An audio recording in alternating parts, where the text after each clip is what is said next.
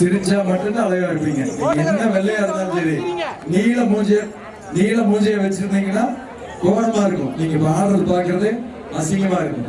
So அந்த நீல மூஞ்சியை மாத்தி அழகா சிரிக்கணும். சிரிக்கலாமா? நம்ம ஆத்திக்கா சிரிக்கிறாங்க இல்லையா, அது மாதிரி இது மாதிரி. ஓகே.